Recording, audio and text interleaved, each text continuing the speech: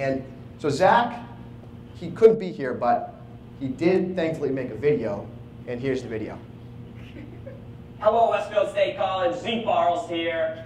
Zach Farley. My little brother out there in the audience. He better be here. If he's not, I'm going to beat him up when I get home. Anyways, I'm a lot like S. Gibbs, just a lot meaner and way less of a beard. So I'm not here tonight, obviously, but I'm doing some other things that are kind of cool. Maybe I'll see you guys later. But what I want to get started on is just a little story about my aspect of, just what I think is some of the most important lessons that I've learned while doing this.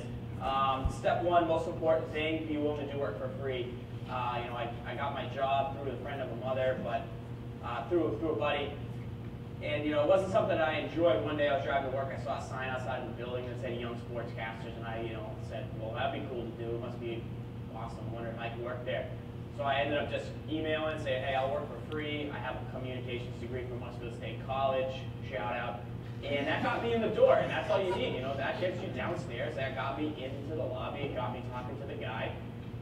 Yeah, did some unpaid intern work, but that unpaid intern work, hosting a TV show, helping out kids and stuff, turned into the ability to use the studio for free. So the show was absolutely horrible. I know Gibbs has talked about, or he'll be talking about, what we started to do when we first started taking this thing serious. But I would say that the biggest factor turned out to be the quality of the show from going down and doing it at the studio. Now, we didn't have money at the time, so paying for a show in Showtime wasn't an option for us. But since we were able to use the studio space for free because I was working down here, that increased our product and just made everything look legitimate. And just having that legitimate context and that authoritative looking set and everything really took our game to the next level. And that's what I think ended up getting us noticed by EA and then pretty much way down the road. But be willing to do stuff for free. I was working for free. I hated it. I would literally leave work, come down here for a lunch during a meeting, go to the meeting, then go back to work. People had no idea at my other job that I was doing this job. I was doing both jobs well. I'd leave work at around 5 o'clock, come down here for 6, work like 6 to 8, 8:30, and then go. I was doing a bunch of show 5 days a week, producing a sports show for kids. Did I think it was going anywhere? Not right away, but it turns out that using the studio space was one of the best things that could happen. Step 2, burn a calorie. Burn some calories. Get off your butt, get out of your dorm room, go start talking to people, meeting people. It's really not that hard to find what you want to do. Find something around it, I was never technically savvy. I still know really how to work a camera. Neither does S. Gibbs if you've seen his Daily Show. It's awful. It's not his fault though. It's the content, it's the context, it's the relationships he makes, it's the work he puts into it, it's what he knows about Madden that makes his show good. I still don't know how to work a camera. It's fine. This microphone, the guy hooked it up. I don't know. I don't know. I took a class on it, yeah, but that's not my strong suit, Lighting's not my strong suit. There's lights everywhere. I don't know. But that doesn't matter. Just go find out. I found out that I was sufficient enough to do it. You get the piece of paper that gets you in the door, you burn a calorie, and you take care of business, all right? Find your strength and work around that. I didn't even know how to buy a domain. I used GoDaddy because I saw a Super Bowl commercial. Super Bowl, 1801, no big deal. I saw, I'm like, all right, I'll buy a website, manabout.com, that sounds good. $10, whatever. That doesn't actually get you the website, it just gets you the domain name. I don't know. I just did it because that's what I wanted to do. And I've just taken little steps, little steps, burning calories.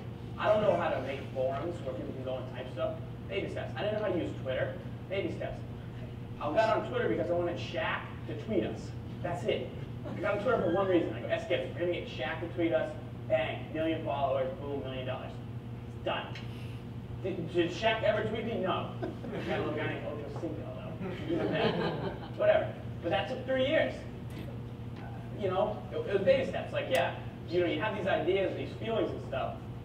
Create the website, challenge85.com. But you have a feeling that it can work, but it doesn't always happen right away. It's the little steps, little steps, little steps. I'm going to write this article series on offensive formations. Baby steps, baby steps. Nothing's going to ever be the one thing that you do that gets you noticed. One thing's never going to be the one mistake you make that makes you fail. It's all continuing to fail with little mistakes and not correcting them. That will eventually make you fail. But getting little wins, little baby steps, talking to one person every day, 100 people every day, whatever, that's eventually what's going to make you succeed. So the reason Steve talks so much about passion and having to do what you love is because it is too hard if you don't love what you're doing to make it, because you're gonna exhaust yourself from all the effort that it takes.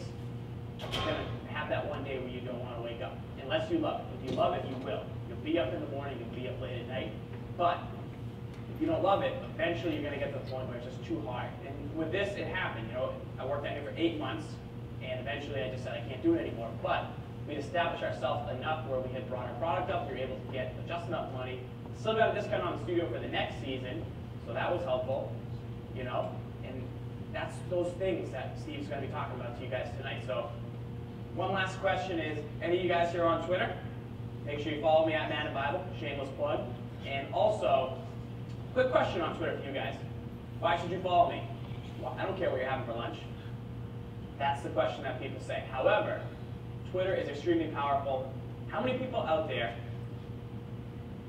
have ever said the phrase, I will never get a cell phone, why would I want to have people be able to contact me wherever I am? Raise your hand. Lunch lady in the back, I see you. Raise your hand, raise your hand. You're lying, okay. People used to say that, guys. I know the young kids in here, all of my comm majors that came out to represent you know, their former 08 graduate are like, people said that? That sounds stupid. Yeah, it sounds stupid now, but you guys are saying the same thing about Twitter. I don't know. I don't care if people want to know that I went to the DC. People know that I went to Jefferson Street to a party last night, whatever.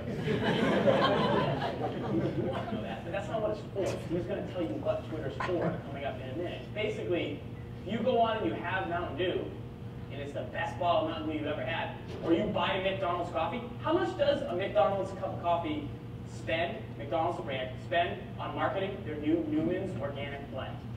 How much money on the radio do they spend? Probably, maybe like $10 million, $100 million, I don't know. But S. Gibbs has a cup of Newman's Organic McDonald's coffee, drinks it, and the milk's bad, and takes it and he goes, this sucks. Goes on his Twitter and tells 2,500 people that McDonald's new Newman's Organic coffee is the worst coffee he's ever had. How much money is that worth? I don't know. I'm not a financial guy. His page is probably out in the library studying and not here. Anyway, that's what companies do. They do all that. They manage it. That is so valuable. And coming from Steve, it's different than hearing from your crazy aunt who doesn't like anything. Having it come from Steve or whoever tells you that McDonald's is horrible, it means something. But what if you're McDonald's? You can hop on and say, I think you just got a bad cup. It's really good. Here's a coupon for 3 cups. Pick it up on your way to work and let us know. Steve takes that offer from McDonald's and says, you know what, maybe I did have a bad cup. Gets it, next 3 days in a row, it's good, it's for free. He's then their customer again. He now says, guys, I was wrong at McDonald's. You guys should try it. How much is that worth? That losing a customer for life, how much is that worth? And then getting them back. You know, you don't have too many chances. So that is what I think Twitter is worth, or I think why Twitter is important. I'm Zeke Barles. That's all I have to say. I got more, but not right now. I'm sorry I couldn't be here tonight. I really appreciate it. Make sure you give Steve a hand. He's really been working on this. He's going to do a great job for you guys. We'll see you some other time. Zeke Barles out. Go Giants. You not recording this?